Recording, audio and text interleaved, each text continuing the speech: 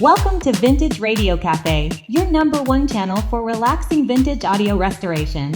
If you like watching an idiot wielding a soldering iron, you've come to the right place. Watch Ray's attempts to fix wonderful forgotten radios from another era, way before transistors. Sometimes he even gets them working again. What could go wrong, right?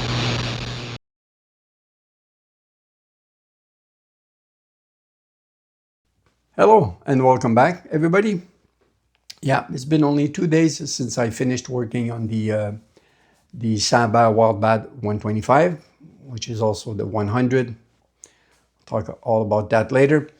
And yeah, only 2 days, and I have another one on the bench. Yeah, this one is from Mario. It belongs to Mario, a new friend that I met through his new Saba Facebook page.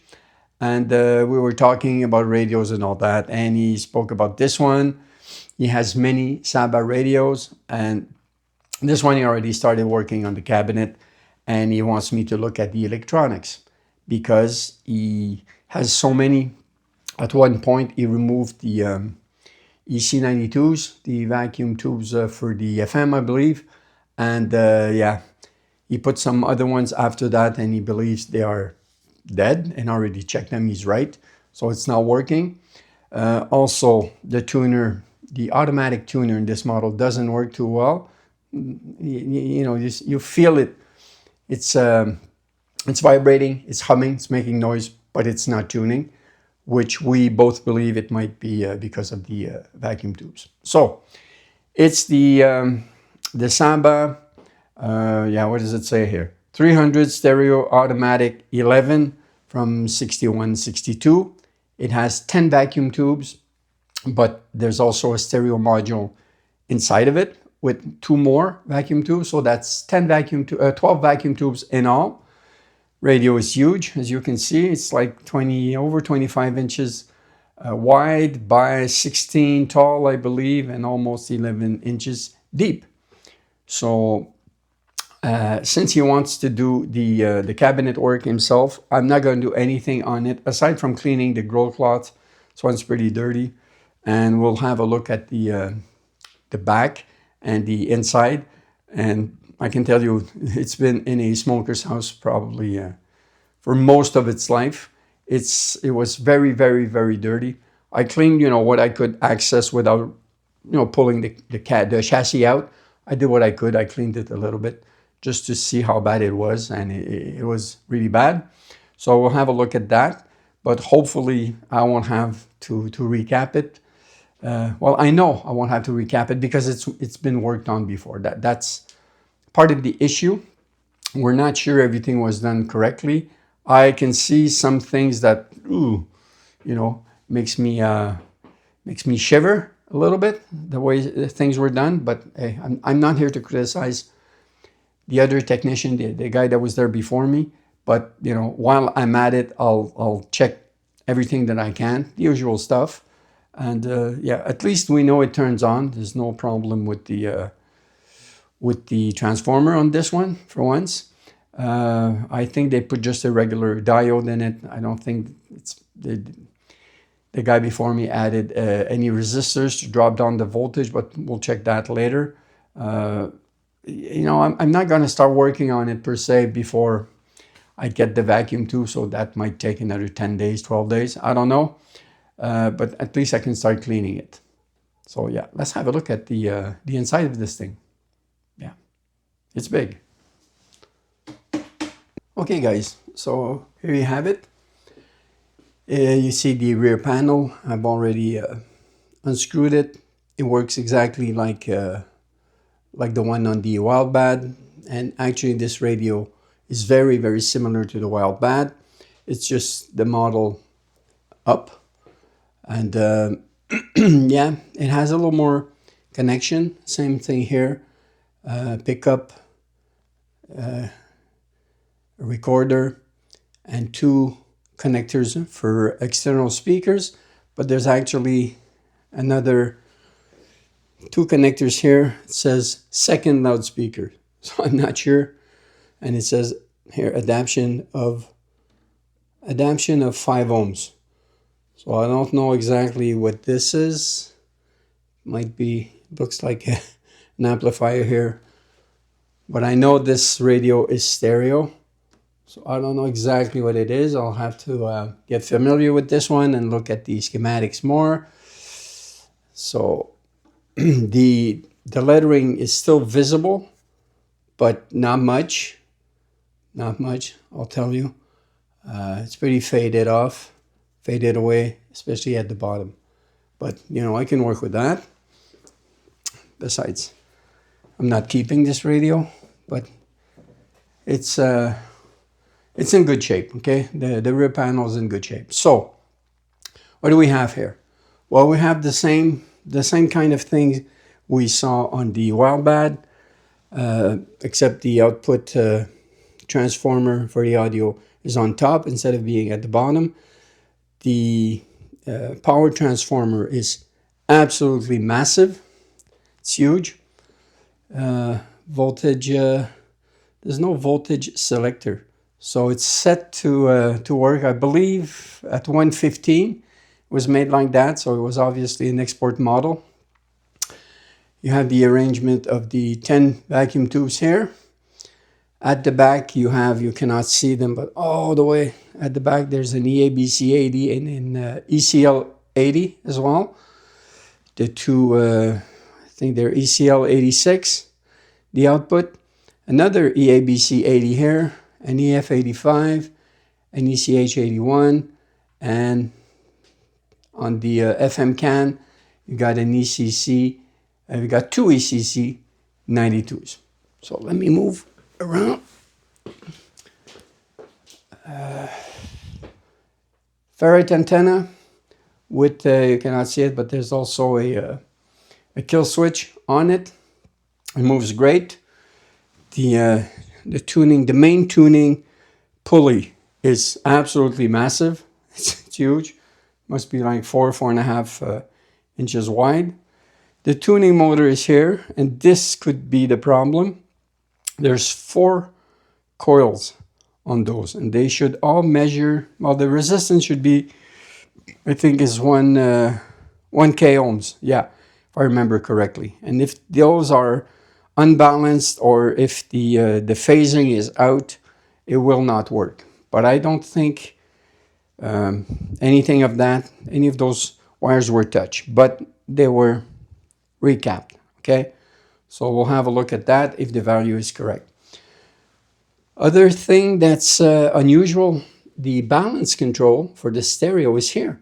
It's a long peg that goes to the circuit all the way up front. There is a access hatch at the bottom, although there was no cover on it. There was no panel, so, but there is one there. Now, I already removed the,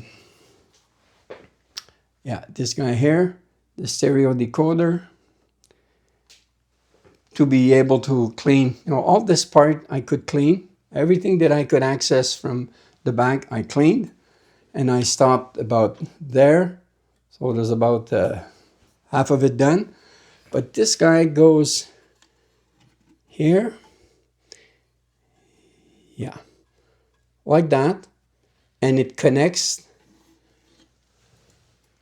Cannot see it, but here on a it's just a vacuum tube socket, so it connects there. So I'll reconnect everything and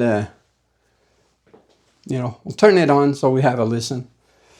The speakers are all connected with this 4-pin connector. I just unplugged it because I want to clean it. The contacts are really, really dark. They're really black. I don't know if you can see it from that distance, but they're black. The inside is in the same condition. There is also one wire or soldering joint that's undone here for the FM antenna. So that cannot be good. So I'll resolder that.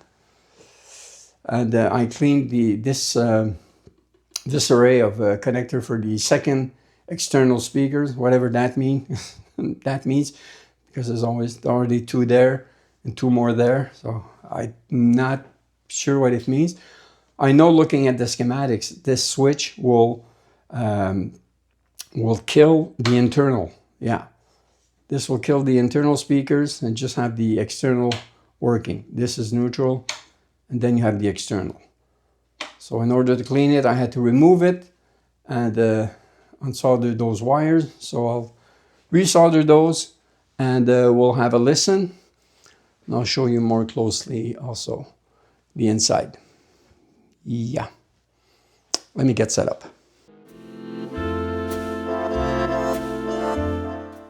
I don't know if you're going to be able to see this, but you see the part that I cleaned already? And look at the back. Look how yellowish brown this is, that plate. So yeah, there's potential to bring it back to a shine. This was also very, very dirty, all mucked, all brown, the FM can, all that. So I did part of it, you know, what I could access. But yeah, what's strange is that there's no voltage selector, but I did see it was set to 115. I did see that. Speakers, well, there's 4 speakers, just like the Wildbat. They seem to be the same size. They haven't been recapped. I can see the red caps here, still there. So I'm not sure just what's the extent of the recapping that's been done to it. But yeah, Mario says it worked right up until he played with the vacuum tubes and he changed them. So hey, for all we know, it might just be a question of changing those FM vacuum tubes, and maybe the radio will start working again. We'll see. And yeah, I'm just going to replug everything, reconnect it, and I'll show you how it plays now, or does it. Oh yeah, one other thing I forgot to show you guys, and yeah, I don't want to criticize, I won't, but that's something I would not do. Let me just move in closer to the main filter. Yeah, the main filter can was there, and the guy before me, what he did, he put 2 47s. It was supposed to be 250s, but we can't find them anymore, so he put 2 47s right on top of the chassis. And look at the glue, the big blob of glue here, and how he soldered the ground directly to the chassis after scratching it a bit, because there's paint. There's no real ground contact there. It's supposed to be only here where the original can sits. So since it's been removed, he had to scratch it, and that's the way he did it. Yeah, it works. I'm sure it works, but I would never do it like that. That's personal. I mean, I try to restuff the cans as much as I can, you know. It happens sometimes that I break the tabs and I can't do it, but most times, you know, for at least the last 6-7 radios, I restuff both the electrolytic main filter can and the rectifier. Yeah, try to do it like that, but yeah, not criticizing here, just saying I would not have done it like that. Okay guys, so last night I reconnected the stereo decoder. I also resoldered the broken wire from the FM antenna and reconnected the speakers, and also the I resoldered the wires on the external second speakers, which I still don't know what that means, but anyways. So I just want to show you the our starting point, what we're starting with, okay? First of all, let's just see the capacitance of the electrolytic capacitors on the power supply. There's 2 main filter caps that should be at 50, and 47s were put in, which is okay. Then there's a 32 and a 2. So all of that summed up should give us, what is that, 134 microfarads. So we know we already have two 47s, and they're most likely, like every 47s I've been using for the past 2 years, they're more likely to be around 40, between 42, 43, 44, something like that. And let's say they're at 44, so that's 88. And yeah, and we're still getting 133. And I know for a fact that you cannot get 32 microfarads capacitors nowadays.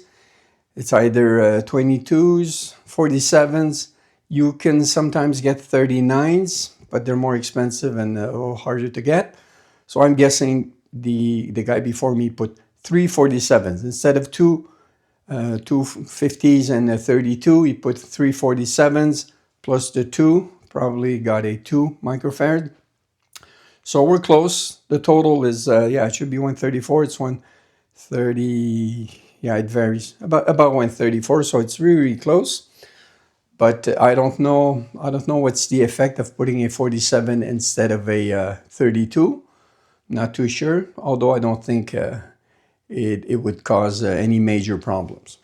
Then let's see what the voltage is without putting anything. I tried it this morning, so there's a bit of residual DC, but they discharge normally. That's my point. So when you look at the schematics, the voltages you should get on those two 47s, there's one that has a resistor on it, so it's a little bit lower at well, lower, it's still very high at 270 volts DC, and the other one should be no higher than 300. So I connected the multimeter to the one that's supposed to be the highest one at 300 max. And remember, this radio has no voltage selector. It's been set in factory to 1 voltage, 115. So for my test, you know, I'm splitting the difference. I'm starting at 117 volts on the Variac instead of a 120, and I don't want to put it at 115. That's unrealistic. Nobody gets that anymore in Canada. So let's turn the radio on and check the voltage here. We're starting on AM. We're not restricted because I know the radio works. I did tests on the dim bulb before. So we're starting very high, 339. It's going to go lower, but not that much. Once it starts drawing current, the filaments get warm. Yeah. Look at that. I'm not even at the, I'm just now, because there's a load, it's a 115.8, so 116 volts. I am already at 319 volts DC. If I plug it in the wall, which is going to be 121, I'm going to go like at 325 volts or something. So that's, if this was my radio, that would be my first concern. Voltage is too high. I would bring it down at least 20 volts, if not 25, because I know the voltage here regularly spikes to 123 volts on the mains. Okay, now that we know that, let's listen to the AM.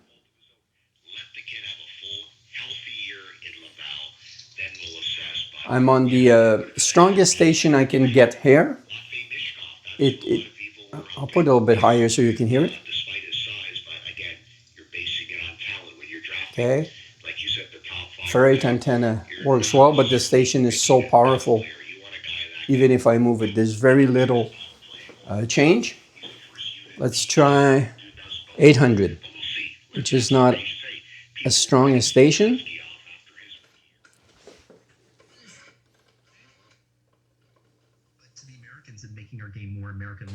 Okay.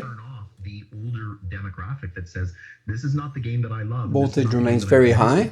I sort of took the commissioner's point that, like, you know, viability is an issue. Now you see it move more. I understand what you're saying. Like, if you are a niche, go niche. But maybe that market, that niche plays well. Enough to keep the lead going. No problem there. At least they kept, you know, some pivotal things like the number of jams. Now, yes. Let's have a listen on FM. And remember, the two EC92s, and they are EC92s, not ECC 92. That's my mistake. Let's try it on FM. It's yeah, that's just, well, one of the strong stations, 98.5. The volume's all the way up, or just about.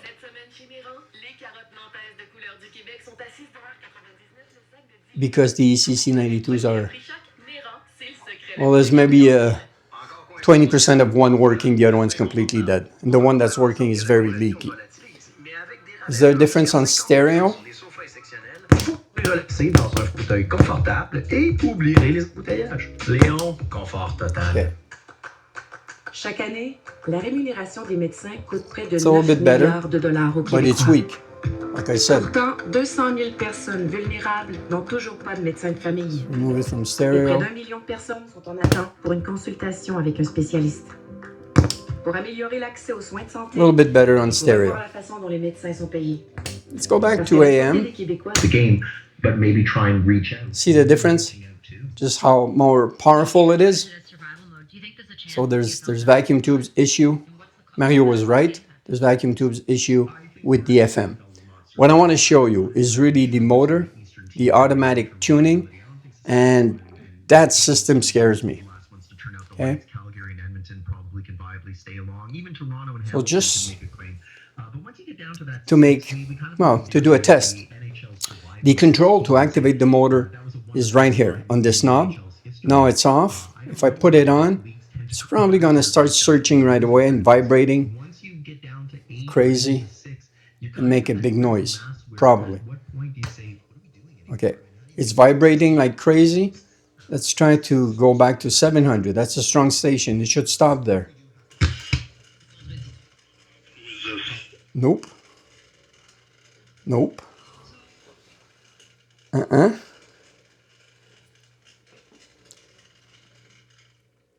And it's, you can see it forcing. It's vibrating, it's drawing power, but it's not stopping, you know. So that's wrong. Let's try it again in the other direction. Because the way those work, if you just push it once, it'll go to the next station and stop there. If you hold it for a second, then it's a fast, it's like a fast forward, okay? So let's turn it back on. Still on AM. Wow. It's supposed to stop on the first station. It sees. Okay, this time it worked. I'll stop it. Just to show you it's not really on the station. See? It went by a little bit. Let's try this again and try to hit 700. Yeah.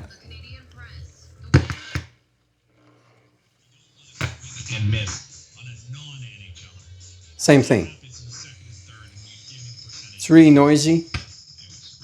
With the high voltage there, I mean on the motor, if I look at the schematic, there's a spot on the motor that's supposed to hit 360 volts. I can't measure it now, so I'm guessing it's more like 380 or 400 volts, which probably doesn't help because the tuning is good enough. It should be good enough, although radio probably needs an alignment. I don't know if the guy before me did one, but I would doubt it very much. So you see, this is where it stopped. Okay. Where is the actual station? September 24th, 1937, the league adopted the icing rule, making it illegal for a team to shoot the puck from their own zone to the opposite goal line. See what I mean? So I went by, and I don't want to overdrive the motor or burn anything, but that's the way it reacts across the whole band. We can try FM. Okay, I'm already starting on 98.5. I'm just gonna, the motor is off. Put in on FM. Won't put stereo. I mean, it's humming like crazy. I'll just come back a little, another station. Put the motor and try to get it to stop at 98.5.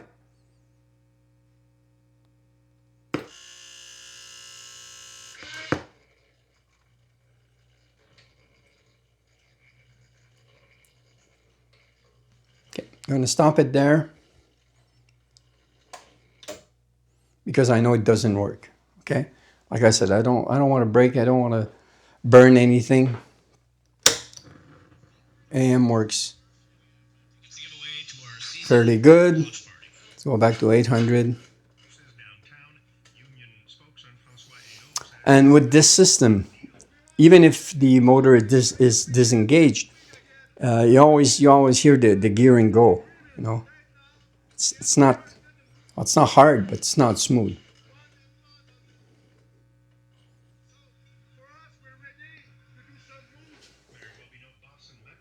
Until about 3 this afternoon, until 6 this evening for the afternoon rush hour. Okay.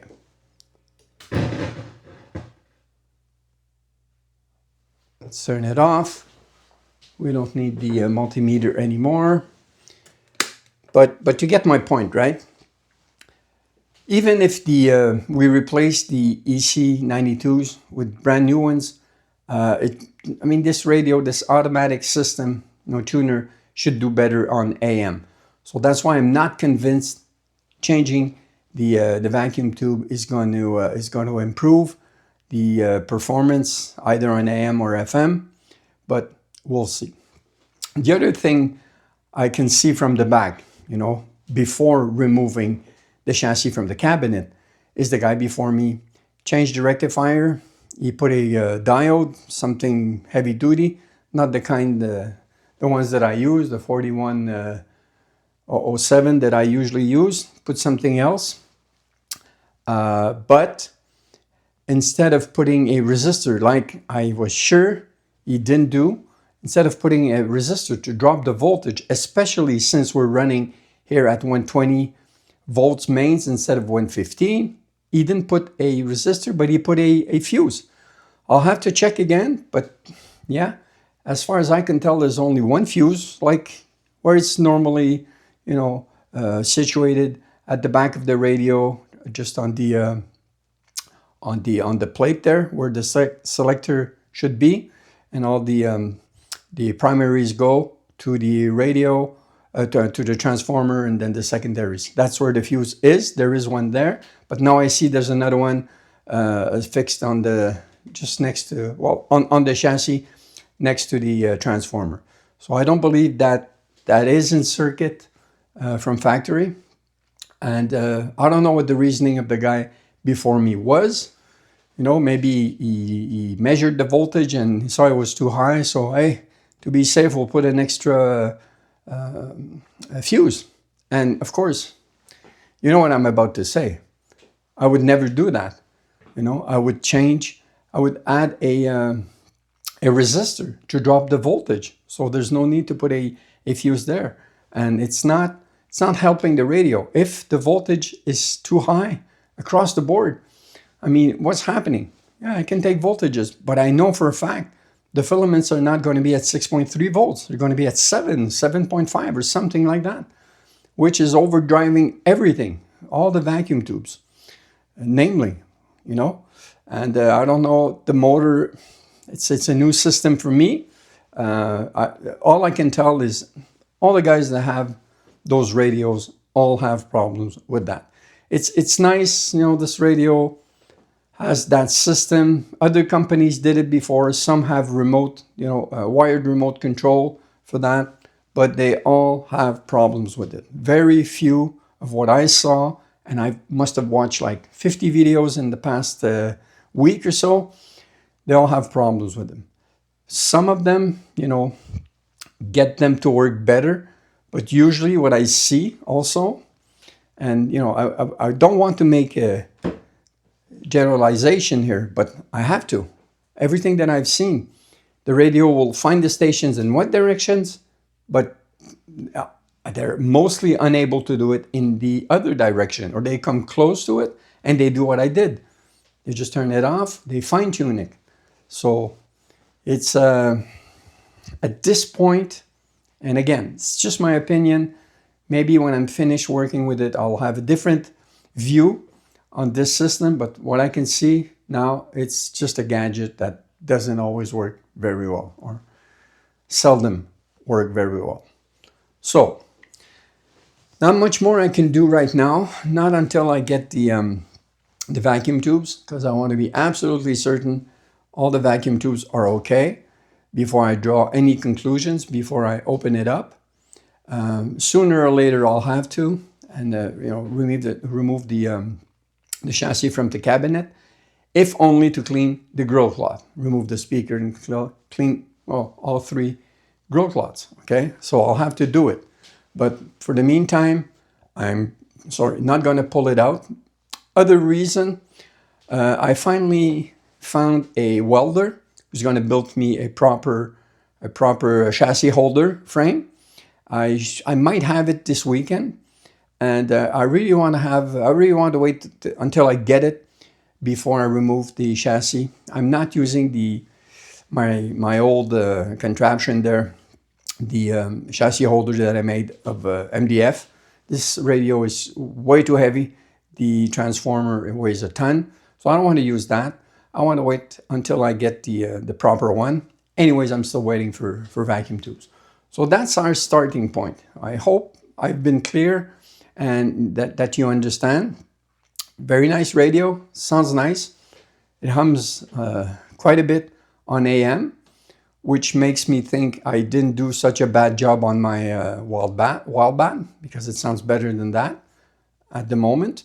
So maybe alignment issues, voltages issues, maybe both. There's, it's not perfect. I don't believe changing the vacuum tube is going to fix all the problems, but we'll see. Okay, we'll cross that bridge when we get to it, but that's the starting point. So I'll be back with you as soon as I can. Like I always say, it's going to be a few seconds for you, might be a week or two for me. So I'll catch you when I'm ready for the next part. Take it easy, guys.